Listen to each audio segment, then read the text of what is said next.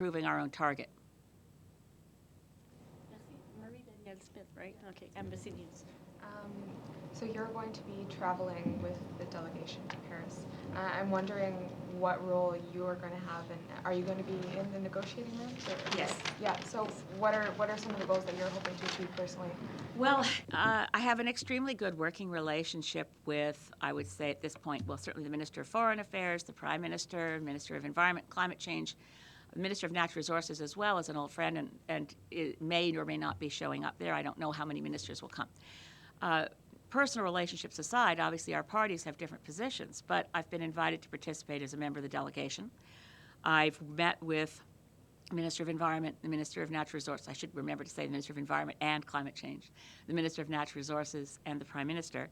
I've expressed to them that my goal is to be helpful. I've been attending every COP for a long time now. I only missed the Doha COP because there's only one of me in the Green Party, and I had to be in Parliament for an omnibus bill amendment period. But I've been at every COP for a very long time. And there's something helpful about institutional memory. And weirdly enough, I now find myself as probably the institutional memory of the delegation. And my goal is to be, I don't expect to be at a microphone negotiating for Canada. I think that would be extremely unlikely. But these things move through these things. The multiple moving parts of a climate negotiation over a 2-week period of people becoming increasingly exhausted, sometimes increasingly cranky, but often things are set in corridors. Sometimes you see a delegation and you realize, oh, that's the Brazilians, I'm leaning in. As you learn something from them, and I don't speak Portuguese, but I understand enough to know what they're talking about. It's very useful to pass that information on to a Canadian delegate from the government who wasn't there.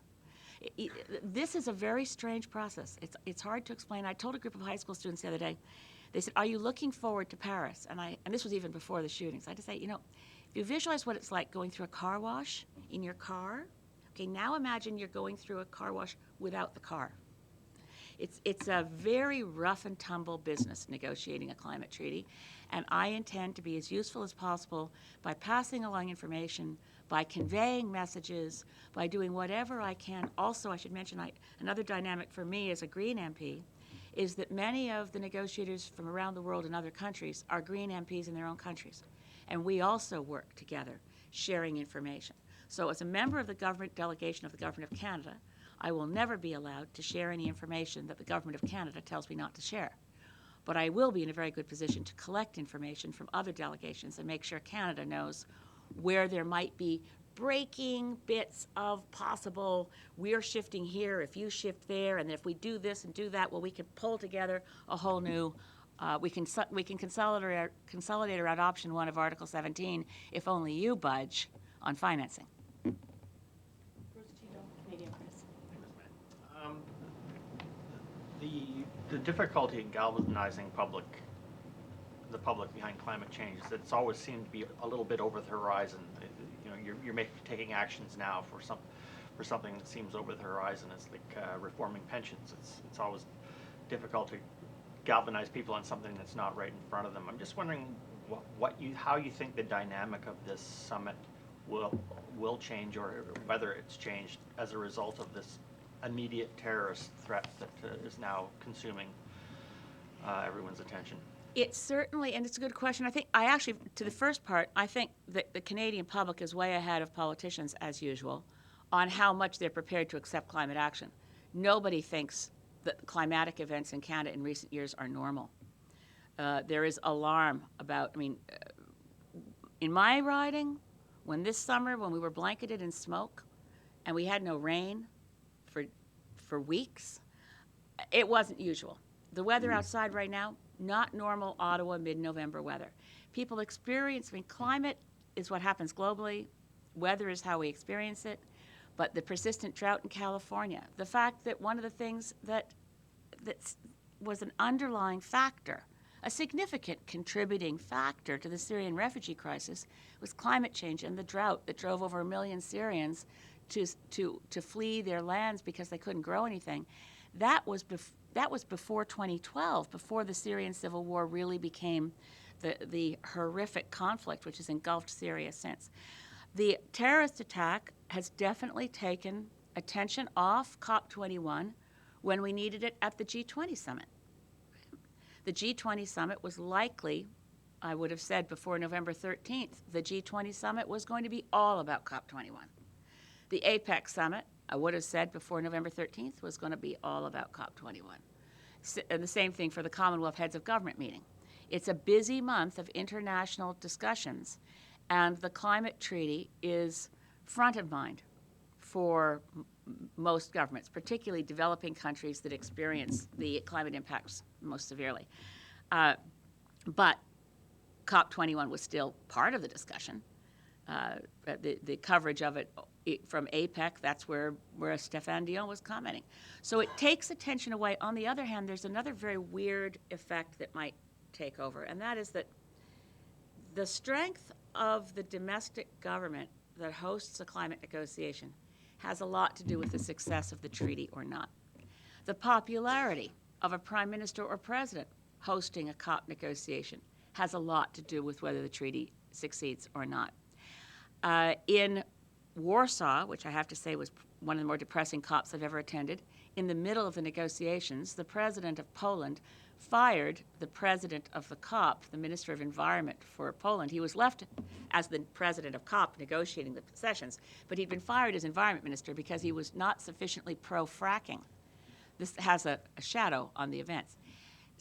François Hollande was, before November 13th, probably the most unpopular president in modern French history.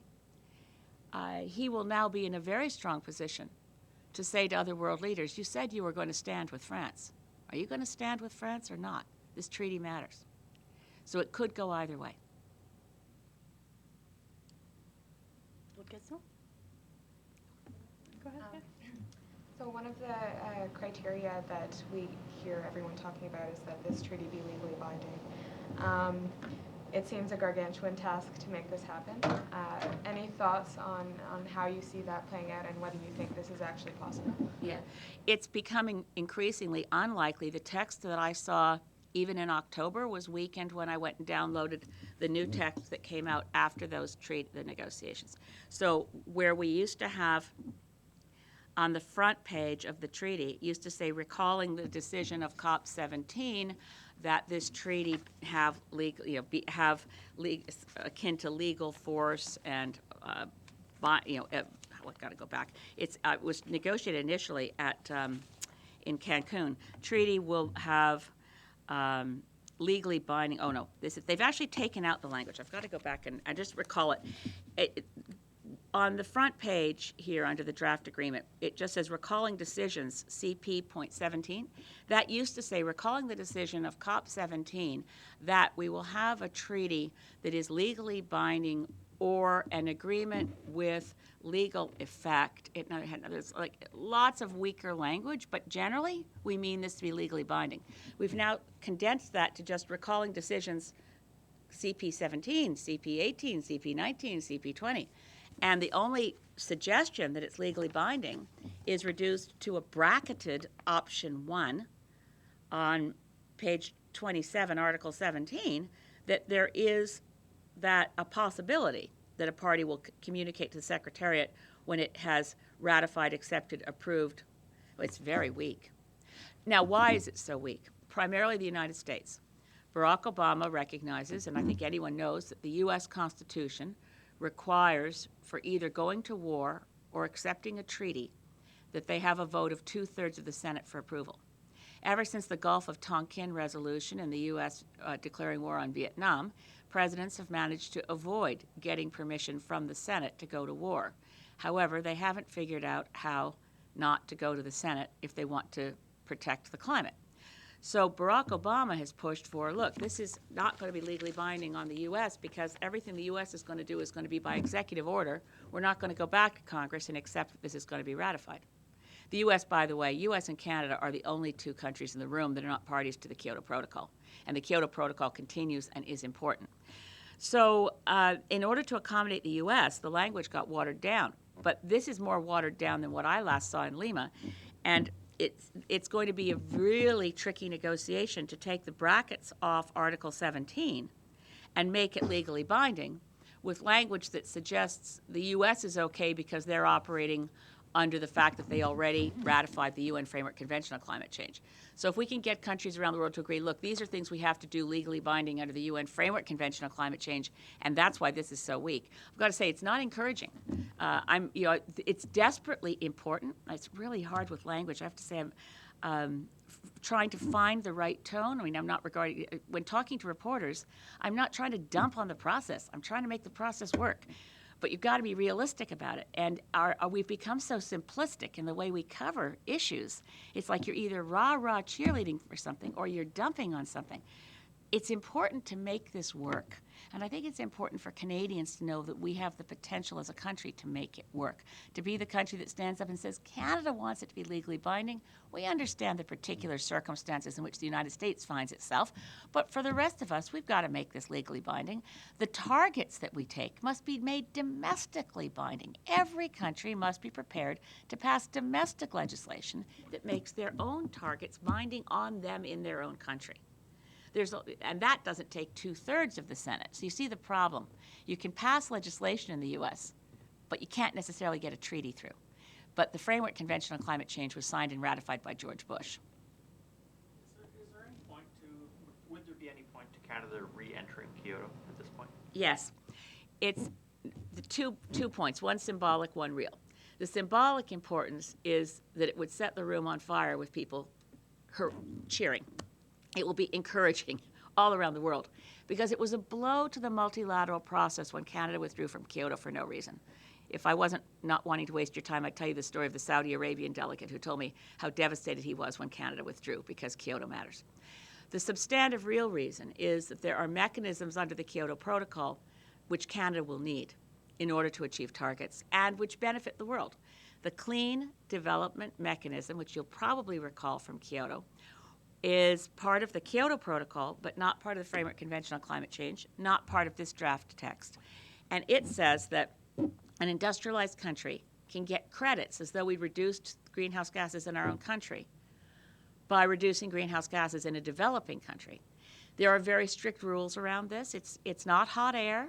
It means real reductions. So, for instance, if Canada were to fund solar photovoltaic arrays in South Africa to such an extent that they could close down a coal-fired power plant, as an example.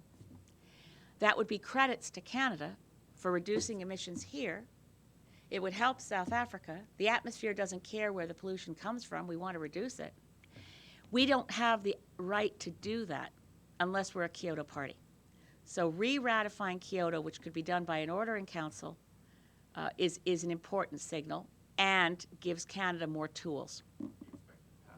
I don't know. It's Kyoto has been, the Kyoto never had enforcement mechanisms. There was no reason for Canada to leave Kyoto. There are no penalties for Canada if we rejoin Kyoto. The Kyoto target to which Canada is committed ended in 2012, and no one would expect Canada to meet it. It's impossible. So re-ratifying Kyoto would be well received globally, relatively easy politically, well received in Canada by the Canadian public, I believe, and would give us access to clean development mechanism. Catherine Oui. Levac a fait une réponse. J'avais deux questions. En fait, je pense que vous êtes la seule chef d'un parti d'opposition à être invitée à la conférence de Paris jusqu'à maintenant. Pourquoi est-ce que M. Trudeau vous a invité, vous, en premier, et qu'est-ce que vous pensez que votre rôle va être à la conférence de Paris? Oui, ce n'est pas vrai que je suis le seul chef d'opposition. J'ai parlé avec Tom Mulcair, par exemple, et M. Trudeau a dit que tous les chefs en opposition sont invités.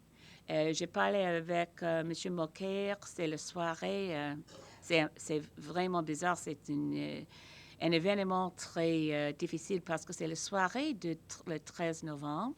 Nous sommes ensemble pour un banquet annuel du Forum canadien musulman à Laval.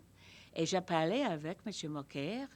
Il a l'intention de participer pour quelques journées. Je ne suis pas certain quel jour. J'ai aussi parlé avec quelqu'un dans l'équipe de Mme Ambrose. Je pense qu'elle était aussi invitée, mais l'information actuellement, c'est qu'elle n'avait pas l'intention de participer, mais peut-être qu'il y a quelqu'un d'autre, un autre député conservateur. Mon rôle, c'est de travailler si fort que possible pour le meilleur résultat que c'est possible. Ce n'est pas une question pour moi de participer. Je vais participer dans la délégation du Canada ou dans notre délégation. Pour moi, j'ai travaillé dans la conférence à Durban comme un membre de la délégation de Papua-Nouvelle-Guinée. En Warsaw, j'ai travaillé dans les négociations comme un membre dans la délégation d'Afghanistan. C'est toujours bizarre pour les autres délégations, mes amis, mes collègues, qui trouvent que c'est vraiment bizarre que le gouvernement du Canada n'a pas invité un député dans le Parlement.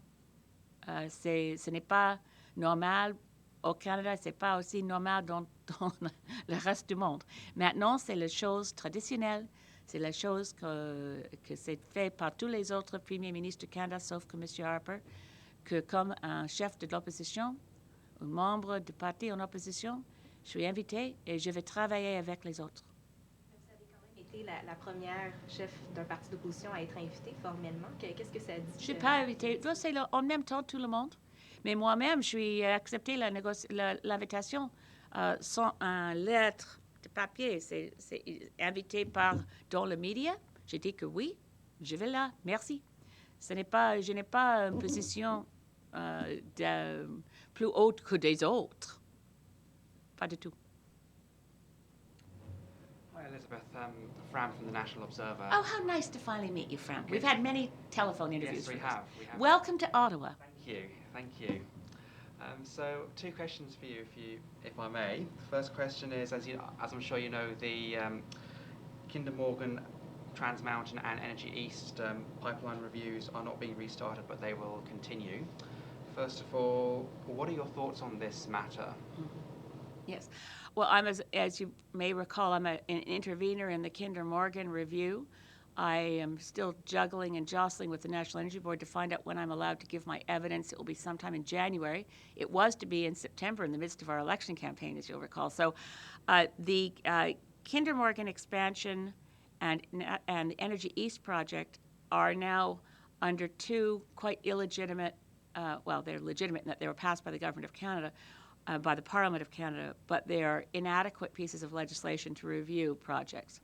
But it places the current government in a very sticky legal situation. It's not Kinder Morgan's fault, nor is it the Energy East project a responsibility for the legislative framework in which they find themselves. The current government needs to consider how best to ensure a proper review, recognizing that to say you have to start over. We're canceling the Kinder Morgan review, pausing it while we fix Canadian environmental assessment law to repair the damage of Bill C-38, and you'll have to wait till we get that underway. I think they'd face a lawsuit. I think we'll go through the process, and I think on the evidence presented, it's absolutely the right thing for Cabinet to say this must be turned down. They're in a very difficult position because they promised that as currently being reviewed, neither project could be approved. But to cancel the existing reviews, they will face lawsuits. I'm sure there's Department of Justice lawyers who are trying to figure this out right now, but it's one to keep our eye on. My view is that the National Energy Board process was contaminated by fraud from the get-go. That's based on the fact that Kinder Morgan submitted as evidence to the National Energy Board what they claimed was the Environmental Protection Agency of the United States mathematical modeling for oil spill behavior, which they had falsified by whiting out the word draft on every page. I think that contaminated the entire process. And on the basis of that alone, they should be denied the result that they want. But we shall see. It's bound to end up in sticky court proceedings one way or another, because I certainly plan to go to court about it when it's all over. Okay, thank you. And my second question is, what kind of signal do you think this review process and the decision to continue these reviews gives out just days before the COP21 negotiations begin? Well, I don't know what decision that the federal government has reached on what to do about review processes. I'm just saying, as a former lawyer myself, I can see difficulties with saying we're now going to stop these reviews We're going to put them into a new review process. They will, unfortunately, this issue is also contaminated by an extremely dangerous decision, which the current federal government, the previous government actually launched an appeal. But we now have a precedent where a U.S. corporation that didn't like a decision it got out of an environmental assessment process, with the right of that foreign company to go to federal court in Canada to seek redress to say we weren't treated fairly, opted instead to go to a secret tribunal under Chapter 11 of NAFTA and sue Canada for $300 million. And it succeeded. This is the Bilcon case, B-I-L-C-O-N. Right now, Canada is appealing that decision.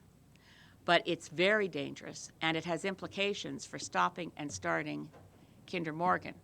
This business of investor-state dispute resolutions, which I had hoped to have be a significant part of my contribution to the English language debate that was canceled,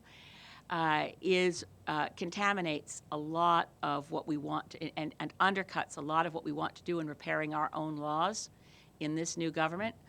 So we have the Canada-China Investment Treaty, which is an investor-state agreement. We have the TPP, which includes investor-state provisions. But the existing Chapter 11 of NAFTA gives any U.S. corporation the right to sue us. And normally, what we would have expected is that an arbitration panel would have refused jurisdiction to take on an arbitration case under Chapter 11 when that corporation had a right to use Canadian courts to seek a result that it believed to be fair.